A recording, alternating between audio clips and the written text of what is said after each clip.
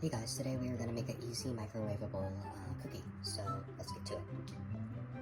First thing you're going to want is 1 egg. And then 1 tablespoon of melted butter. And 1/4 of a teaspoon of vanilla extract.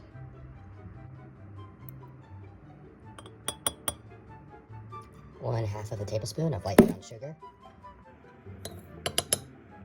1/8 of a teaspoon of salt. And now mix it all in. 3 tablespoons of any baking flour of your choice.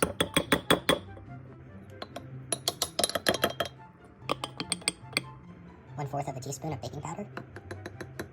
Sprinkle chocolate chips.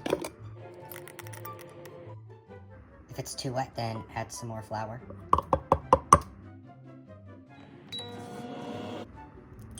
Now your meal is complete. Like and subscribe.